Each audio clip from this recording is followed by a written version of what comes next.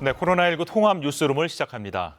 중앙재난안전대책본부 브리핑이 잠시 후에 예정돼 있는데 시작되는 대로 전해드리겠고 지금은 이충원 의학전문기자 나와 있습니다. 어서 오십시오. 네. 먼저 확진자 현황부터 정리해 주겠습니까? 신규 확진자가 62명이 나왔는데요. 국내에서도 40명, 또 해외에서도 22명이 발생했습니다. 네. 그러니까 국내나 해외나 여전히 코로나19의 확산세가 좀처럼 수그러들지 않고 있는 상황인데 국내 발생 40명 중에 수도권에서 26명, 또 오랜만에 광주 전남에서 7명의 신규 확진자가 나왔습니다. 예. 대전에서도 6명의 신규 확진자가 나왔고요.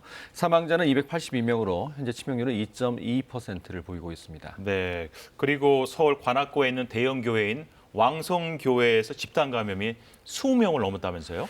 지금까지 이제 최소 27명이 확진 판정을 받았습니다. 현재 교인 방문자 1,900여 명을 검사. 네, 이 기자님 그 중대본 브리핑 네. 듣고 다시 얘기 나누겠습니다. 진행합니다. 자, 중대본 브리핑을 함께 하시겠습니다. 윤태호 중앙사고수습본부 방역총괄반장, 이형훈 보상지원반장이 배석했습니다. 수어 통역이 제공됩니다. 먼저 박능우 1차장이 코로나19 대응 방안 등을 설명하겠습니다. 코로나19 중앙재난안전대책본부 1차장 보건복지부 장관입니다. 6월 28일 0시 기준 지역사회의 신규 확진 환자는 40명이고 해외 유입 사례는 22명입니다. 확진 환자는 총 12,715명이며 현재 1,069명의 환자들이 치료를 받고 있습니다. 어제 사망하신 분은 없었습니다. 오늘 정세균 국무총리 주재의 중대본 회의에서는 코로나19 치료 의료기관 손실보상 추진 계획, 거리두기 단계별 기준 및 실행 방안 등을 논의하였습니다. 정부는 매주 지난 2주간의 방역관리 상황과 위험도를 평가하여 대응 체계를 점검하고 있습니다. 지난 2주간 지역사회의 환자 발생은 그 이전에 비해 다소 감소하고 있습니다. 지난 2주간 지역사회의 환자 수는 일일 평균 28.9명으로 그전 2주의 37.6명에 비교할 때 8.7명이 감소했습니다. 특히 수도권의 지역사회 환자 수가 22.1명으로 그전 36.5명에 비해 14.4명이 줄어들었습니다. 지역사회 환자 수는 감소하고 있으나 집단 감염의 수는 14건으로 증가하였으며 감염 경로를 알 수 없는 확진 환자의 비율도 8.9%에서 10.0%로 상승하였습니다. 소모임을 통한 확산 사례가 증가함에 따라 집단 감염과 경로 미상 환자가 증가하는 것으로 분석됩니다. 해외 유입 환자는 세계적인 유행 확산에 따라 증가하는 추세를 보이고 있습니다. 지난 2주간 일일 평균 14.2명이 발생하였으며 이는 그전 2주에 비해 8.3명이 증가한 수치입니다. 다만 해외 유입 환자는 모두 검역 또는 격리 과정에서 발생하고 지역사회의 2차 이상 전파를 야기한 사례가 없기에 감염 전파의 위험도는 낮다고 볼 수 있습니다. 전반적으로 평가할 때 지역사회 감염은 줄어드는 경향을 보이고 있으나 방역망 통제 범위 밖의 소규모 감염이 증가하는 전파 양상을 보이고 있어 국민 여러분들의 주의가 요구되는 상황입니다. 대규모 시설의 집단 감염은 통제되고 있으나 방역당국의 관리가 어려운 소규모 시설이나 소모임 등을 통한 확산 사례가 늘고 있습니다. 지역적으로는 수도권을 벗어나 충청, 호남 등 전국적으로 감염이 확산되는 경향이 계속 이어지고 있어 우려스러운 상황입니다. 또한 고령층 확진자가 증가하여 중증 환자가 발생할 위험도 커지고 있습니다. 각종 소모임과 만남 약속, 수도권을 비롯한 중부와 호남권 고령자층에서 보다 경각심을 가지고 각별한 주의를 기울일 필요가 있습니다. 정부는 감염 확산 속도를 늦추고 추적 속도를 배가하기 위해 범정부적인 노력을 기울이고 있습니다. 유흥주점 등 기존 8개의 고위험 시설에 방문 판매업이나 다단계 판매업, 유통물류센터, 300인 이상 대형 학원, 뷔페 음식점 등 4개 시설을 추가하였고 방역수칙 준수를 의무화하였습니다. 이들 시설과 방역 사각지대에 놓인 다중이용시설을 매일 3만 개 이상 현장 점검하고 있고 고시원, 쪽방총 등 취약시설에 대한 방역수칙도 만들어 배포하고 있습니다.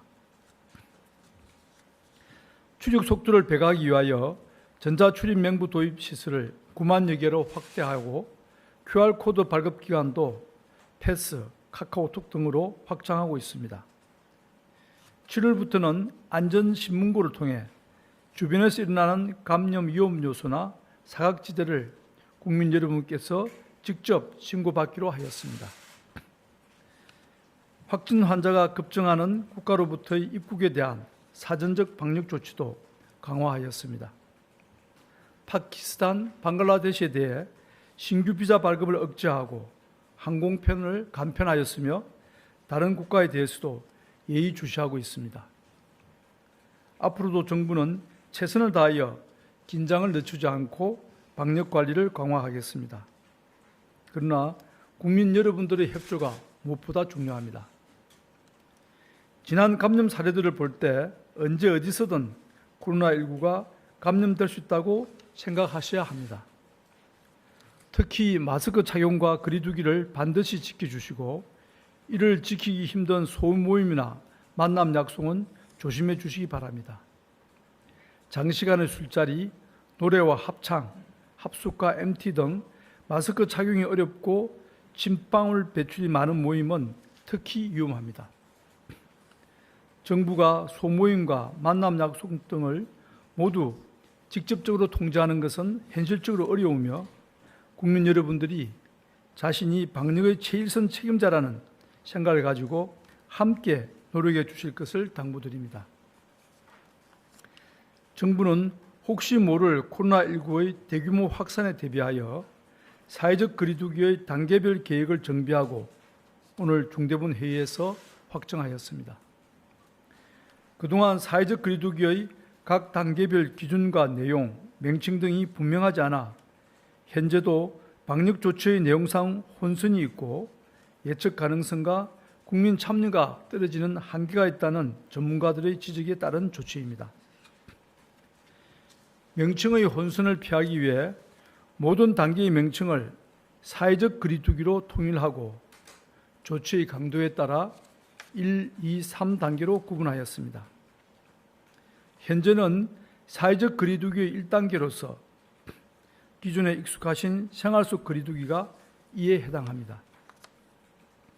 의료체계가 감당 가능한 수준을 넘어 환자가 계속 증가하는 경우 사회적 거리두기를 2단계로 격상하고 감염이 급격하게 대규모로 확산되는 경우 3단계로 격상하게 됩니다.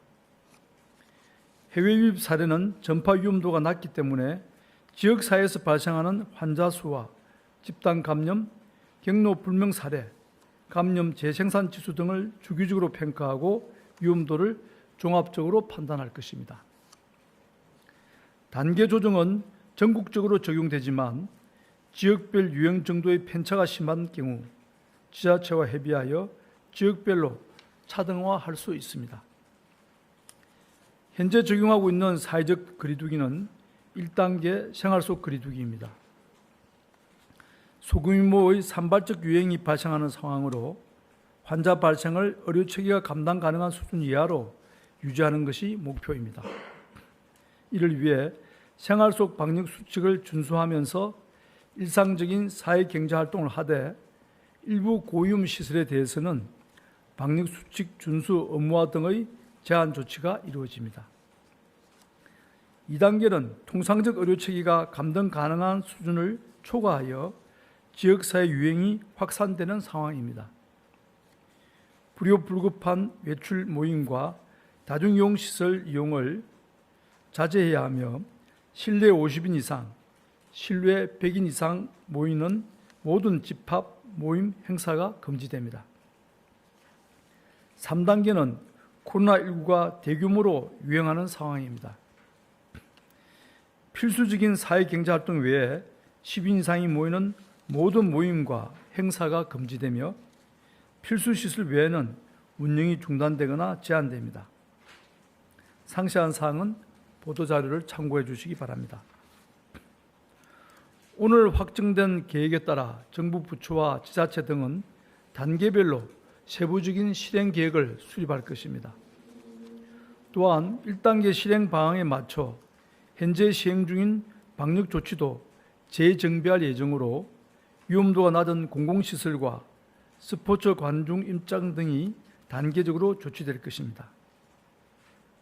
세부 계획을 수립하며 국민들의 의견을 계속 수렴하고 혹시 발생할 수 있는 유행 확산에 만반의 준비를 갖추겠습니다. 다음으로 의료기관에 대한 손실보상 지급 계획에 대해 설명드리겠습니다. 정부는 지난 2월부터 보건의료단체, 법률 전문가가 참여하는 손실보상 심의위원회를 구성하여 구체적인 보상 기준을 마련하였습니다.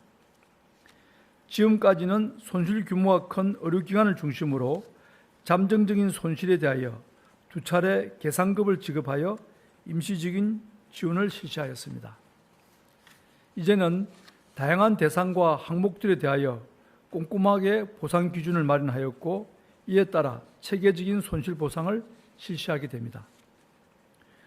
코로나19 환자를 치료한 의료기관과 폐쇄 조치된 시설 등이 손실보상 대상이며 시설 개조, 소독 등에 소요된 직접 비용과 시설이나 인력 등을 원래 목적대로 사용하지 못해 발생한 기회비용을 모두 보상하게 됩니다.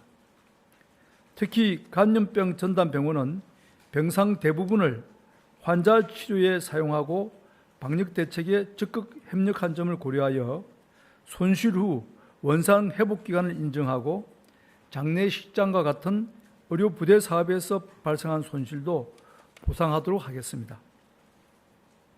생활치료센터와 선별진료소 운영기관, 폐쇄된 시설 등에 대해서도 직접 비용과 그 해당 기간 동안의 손실을 보상합니다. 내일 3차 계상급이 지원되며 87개 치료의료기관에 대하여 622억 원이 지원됩니다. 이로써 지금까지 총 2,950억 원이 지원되었으며 앞으로도 신청을 받아 손실보상금을 계속 지급할 것입니다. 정부는 의료기관이 코로나19 환자 치료에 전념할 수 있도록 손실보상 외에도 건강보험 지원, 융자사업 등 다각적인 지원을 추진하고 있습니다. 코로나19의 최전선에서 헌신하고 계시는 의료기관과 의료진에게 감사의 말씀을 드리며 손실보상과 각종 재정지원책이 차질 없이 진행되도록 만전을 기하겠습니다. 정부는 환자 증가에 대비하여 효과적인 환자 치료를 위한 의료체계도 점검하고 준비하고 있습니다. 최근의 환자 발생 추이를 고려할 때 병상 확보와 치료에 큰 어려움은 없을 것으로 보입니다. 그러나 대규모 환자 발생에 대비하여 수도권과 충청권의 공동 대응 체계를 구축하고 생활치료센터도 확충해 나가고 있습니다. 또한 임상 증상이 호전되어 바이러스 전파력이 거의 없는 환자에 대한 새로운 격리 해제 기준을 수립하였고 이에 따라 불필요한 장기 입원을 줄이고 병상과 인력 자원을 더욱 효율적으로 활용토록 하겠습니다. 코로나19로 인한 사망자를 최소화하고 모든 환자가 최선의 치료를 받을 수 있도록 의료 인력과 병상, 물자 준비에 만전을 기하겠습니다. 날씨가 더워짐에 따라 마스크 착용과 같은 생활 방역 수칙을 지켜가기가 힘들어지고 있습니다. 하지만 콜센터에서 근무하였던 확진자가 근무 중 마스크를 착용하고 식사도 혼자 한 결과 동료 400여 명 중 어느 한 사람도 추가 감염되지 않은 사례가 있습니다. 또 확진자가 계속 마스크를 쓰고 근무했던 물류센터에서 추가 확진자가 발생하지 않은 모범 사례도 있습니다. 내일 시작되는 새로운 한 주도 종교행사, 소모임 등은 자제해 주시기 바랍니다. 부득이하게 진행되는 경우에는 실내에서의 마스크 착용과 거리 두기, 손위생 등의 기본적인 방역 수칙을 반드시 지켜주시기를 당부드립니다. 일상생활 속에서 국민들께서 코로나19의 전파를 조금씩만 방지해 주신다면 환자 발생은 훨씬 줄어들고 우리 사회는 더 안전해질 것입니다. 정부도 함께 노력하겠습니다. 감사합니다. 지금부터 질의응답 시간을 가지겠습니다. 수도권에서는 종교시설을 중심으로 코로나19 확산이 이어지고 있습니다. 서울 관악구와 경기 안양에 이어서 수원의 한 대형 교회에서도 확진자가 나왔습니다. 안다영 기자가 보도합니다. 교회 신자 수가 9천여 명에 달하는 경기 수원 중앙침례교회에서 확진자 3명이 나왔습니다. 교회 신자 2명과 신자 가족 1명입니다. 첫 확진자의 증상이 지난 19일 나타난 것으로 추정되는 가운데 확진자 2명은 17일과 19일, 21일, 24일 4차례 예배를 본 것으로 확인됐습니다. 이에 따라 확진자와 같은 날 예배에 참석한 신자는 700여 명으로 파악됐습니다. 방역당국은 접촉자를 분류하고 감염 경로를 조사하고 있습니다. 집단 감염이 발생한 서울 관악구 왕성교회 관련 확진자도 계속 늘고 있습니다. 오늘 정오 기준 신규 확진자는 8명 추가돼 지난 24일 첫 확진자가 나온 이후 누적 확진자는 27명이 됐습니다. 경기 안양 주영광교회에서는 7명이 추가 확진돼 전체 확진자는 18명으로 늘었습니다. 방문 판매 업체와 소규모 모임 관련 감염도 잇따르고 있습니다. 대전 서구 방문 판매 관련 누적 확진자는 78명으로 늘었는데 이들 거주지가 대전과 충남, 서울, 전북 등 다양한 지역에 분포돼 있어 방역 당국이 긴장하고 있습니다. 방문 판매 업체 리치웨이 관련 확진자도 2명 추가돼 전체 확진자는 207명으로 늘었습니다. 서울 역삼동 모임과 관련해선 총 13명이 확진됐고 경기 성남 수정구 모임 관련 전체 확진자는 7명이 됐습니다. 이처럼 전국 곳곳에서 산발적 감염이 이어지는 가운데 최근 2주간 발생한 확진자의 11.3%는 감염 경로를 알 수 없는 이른바 깜깜이 환자인 것으로 나타났습니다. KBS 뉴스 안다영입니다. 대전과 충남에서는 하루 사이에 코로나19 확진자 7명이 추가로 발생했습니다. 특히 일부 확진자가 국가 지정 입원 병상으로 지정된 충남대학교 병원 응급실에 방문한 사실이 확인돼서 응급실은 전면 폐쇄된 상태입니다. 자세히 알아봅니다. 박병준 기자, 응급실이 폐쇄된 상황에 대해서 자세하게 전해주시기 바랍니다. 네, 환자와 환자 보호자로 응급실에 들어갔던 사람들이 차례로 코로나19 확진 판정을 받았습니다. 그젯밤 10시 20분쯤 폐렴 증세를 보인 60대 남성이 충남대학교 병원 응급실 앞에 있는 선별진료소를 찾았습니다. 그런데 이 환자의 보호자로 그 응급실 수납창구에 갔던 아내와 아들 등 2명이 어젯밤 확진 판정을 받았습니다. 또 폐렴 증세를 보인 환자도 오늘 오전에 확진 판정을 받았습니다. 대전시는 충남대학교 병원 응급실을 폐쇄하고 어젯밤 9시 20분쯤 방역 소독을 마쳤습니다. 환기 등을 위해 응급실 진료는 현재도 중단된 상태인데 충남대 병원 측은 잠시 뒤인 저녁 6시부터 응급실 운영을 재개한다고 밝혔습니다. 또 접촉자로 분류된 응급실 의료진 30명과 환자 8명 등 총 38명은 검사 결과 모두 음성 판정을 받았습니다. 응급실을 방문한 3명의 확진자를 포함해 대전에선 어젯밤부터 오늘까지 모두 6명, 그리고 충남에선 1명이 추가로 코로나19 확진 판정을 받았습니다.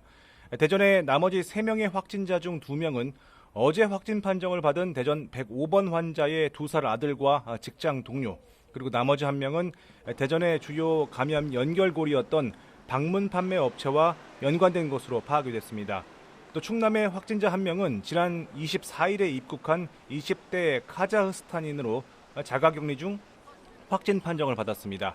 대전과 충남에서 확진자 7명이 추가되면서 집단 감염이 시작된 지난 15일 이후 대전과 세종, 충남에서 발생한 확진자는 81명까지 늘었습니다. 지금까지 대전시청에서 KBS 뉴스 박병준입니다. 호남권에서도 이번 주말 코로나19 확진 판정이 잇따르고 있습니다. 확진자들의 동선에 대중목욕탕과 사찰 등 종교시설이 포함돼서 지역사회 감염이 확산되는 것은 아닌지 우려가 커지고 있습니다. 취재 기자 연결합니다. 곽선정 기자, 추가 확진자가 나왔습니까? 네, 오늘 중민 니카라과에서 입국한 전남도민 1명과 영국에서 입국한 광주 시민 1명이 확진 판정을 받았습니다. 어제 하루 광주 전남에서는 7명의 확진자가 나왔는데요. 아직까지는 지역 내 추가 확진자는 나오지 않은 상황입니다. 하지만 확진자들이 대중목욕탕 등 다중이용시설과 사찰 등을 다녀온 것으로 확인돼 추가 확진자가 나올 가능성이 높습니다. 광주 37번 확진자는 지난 24일과 27일 이곳 대중목욕탕을 다녀왔고 25일에는 동구의 한 식당을 방문했습니다. 광주 34번 확진자도 지난 23일과 24일 사찰과 한방병원을 각각 방문한 데 이어 25일에는 전남 화순의 원촌도 다녀온 것으로 밝혀졌습니다. 특히 광주 확진자 4명은 모두 60대고 불특정 다수가 모이는 밀폐된 공간들이 동선에 포함돼 있어 우려가 커지고 있습니다. 전남에서는 처음으로 학생이 코로나19 확진 판정을 받으면서 방역에 비상이 걸렸습니다. 이 중학생은 지난 25일과 26일 사이 지역 아동센터와 실내 체육시설을 방문한 것으로 확인됐습니다.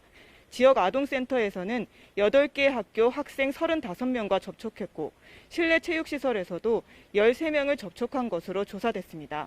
아직 확진자들의 최초 감염원은 확인되지 않았는데요. 보건당국은 코로나19 증상이 나타나면 외출을 자제하고 즉시 보건소에 연락해달라고 당부했습니다. 지금까지 광주에서 KBS 뉴스 곽선정입니다. 자, 이번에는 KBS 재난방송센터를 연결해서 코로나19 현황을 정리해 보겠습니다. 자, 그리고 물론 이전에 이충원 기자를 그럼 다시 한번 연결해서 같이 얘기를 나누도록 하겠습니다. 이 기자, 잠시 혼선이 있었네요. 자, 아까 중앙재난안전대책본부에서 브리핑이 있었는데 그 내용을 좀 정리해 주시기 바랍니다. 일단 지난 2주간의 환자 발생 현황을 분석을 하는데요. 지난 2주간 평균 일일 평균 신규 확진자가 28.9명으로 그 이전 2주에 비해서 8.7명이 감소했습니다. 특히 수도권에서는 하루 발생이 22.1명으로 그 전에 비해서 14.4명이나 감소했습니다. 그러니까 지역 감염은 규모는 좀 줄고 있는데 여전히 방역망 밖의 소규모 모임 등을 통해서 소규모 감염은 증가하고 있는 그런 양상이라고 분석을 했습니다. 네. 자, 그리고 사회적 거리두기가 세분화된다고 하는데 어떤 내용인지 자세하게 정리해 주세요. 일단 지금은 생활 속 거리두기라고 해서 또는 또 그 위에 단계는 강화된 사회적 거리두기, 또 그 윗 단계는 강력한 사회적 거리두기로 좀 혼선이 있었습니다. 그런데 명칭을 사회적 거리두기로 통칭을 하기로 하고요. 예. 1단계, 2단계, 3단계로 나누기로 했습니다. 이렇게 기준과 지침을 발표를 했는데 지금 현 단계는 생활 속 거리두기 1단계로 보고 있고 환자가 50명 이상 계속 발생해서 의료 체계 감당이 좀 힘들어진다 그러면 네. 2단계를 올립니다. 2단계에서는 고위험 시설, 특히 우리 많이 나왔잖아요. 고위험 시설은 지금 현재 방역을 잘 지키도록 되어 있는데 2단계 되면 운영을 중단하도록 되어 있습니다. 네. 또 결혼식이나 장례식, 동청회 등 실내 50인 이상 모임은 또 전면 금지가 되고요. 3단계는 대규모로 환자가 발생할 경우에는 3단계 사회적 거리두기로 이항하게 되어 있습니다. 네, 그리고 끝으로 이 질문이 드려야 될 것 같은 것인데 전 세계적으로 누적 확진자가 1,000만 명을 넘었습니다. 오늘 새벽을 기준으로 해서 전 세계적으로 결국 1,000만 명을 예. 넘어섰습니다. 사망자도 50만 명을 넘었고요. 가장 환자가 많이 발생한 나라는 미국입니다. 미국이 258만 명, 2위가 브라질 128만 명, 3위는 또 러시아입니다. 지금 미국 확산세도 심상치 않고 남미나 중동, 서남아시아에서 계속 지금 확진자가 더 많이 나오고 있는 그런 상황입니다. 예, 이충원 의학 전문 기자와 함께 이야기 나눠봤습니다. 감사합니다. 자, 이번에는 KBS 재난방송센터를 연결해서 현황을 정리해 보겠습니다. 김민경 기자, 오늘 오전에 발표된 확진자 현황부터 정리해 주십시오. 네, 국내 코로나19 누적 확진자는 지금까지 모두 12,715명입니다. 오늘 사망자는 없었지만 신규 확진자는 62명 늘었습니다. 일주일여 만에 다시 60명대로 늘었는데요. 지역별로 보면 경기 지역이 17명, 서울이 14명으로 신규 확진자의 절반은 수도권에 집중됐습니다. 대전이 6명이고요. 광주와 전남 지역에서도 7명이 확진돼서 충청과 호남 지역으로도 확산세를 보이고 있습니다. 최근 교회와 소모임을 축으로 산발적인 집단 감염이 잇따르고 있기 때문인데요. 왕성교회에서는 8명이 더 확진돼서 지금까지 모두 27명의 확진자가 나왔습니다. 주 영광교회에서는 18명, 강남구 역삼동의 소모임에서는 13명의 확진자가 나왔습니다. 특히 오늘은 수원의 중앙침례교회에서도 3명의 새로운 확진자가 발생했습니다. 대전의 경우에는 방문 판매업체와 관련된 확진자가 이제 78명으로 늘었는데요. 특히 이제는 2, 3차 접촉자가 더 많아졌고요. 다른 지역으로도 지속적으로 확산되고 있어서 주의가 필요합니다. 자, 그리고 해외 유입 사례도 계속 늘고 있는데 상황이 어떻습니까? 네, 오늘 신규 확진자 중에서 해외 유입 사례는 붉은색 부분인데요. 모두 22명입니다. 어제에 이어서 오늘도 20명대 해외 유입 확진자가 나왔는데요. 오늘 해외 유입 사례 대부분은 키르기즈스탄이나 파키스탄 등 아시아 국가에서 입국한 걸로 파악되고 있습니다. 이렇게 해외 유입 확진자는 최근 달라진 양상을 보여주고 있습니다.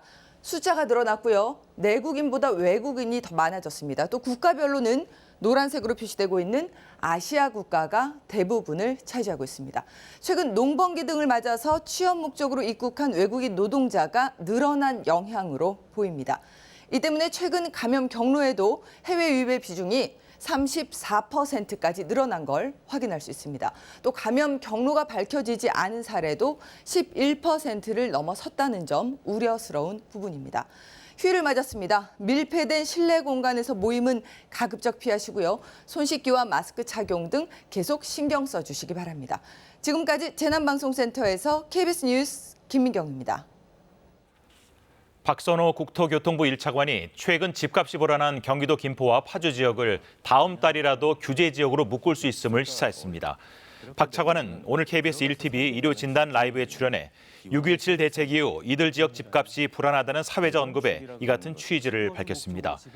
박 차관은 현재 김포와 파주에 대해서 자료를 수집하고 시장 분위기를 탐문 중이라며 주택법상 조정 대상 지역 지정이 이르면 다음 달에도 가능하냐는 사회자의 질문에 7월에 가능성이 열려 있다고 대답했습니다. 현재 강원과 영남 내륙 지역엔 소나기가 내리고 있습니다. 내일은 전국에 장맛비가 내리겠습니다. 슈퍼컴 강우 예상도를 보면 내일 아침 제주도부터 비가 시작돼 오후에는 충청과 남부지방에 저녁엔 그 밖에 전국으로 확대되겠습니다. 특히 충청과 남부지방에선 시간당 30에서 50mm의 집중호우가 예상돼 주의하셔야겠습니다. 모레까지 제주도에는 50에서 최고 150, 충청과 호남, 영남 해안 지역엔 30에서 120mm 이상의 많은 비가 쏟아지겠습니다. 또 내일 제주와 남해안 지역에서는 바람이 매우 강하게 불겠습니다.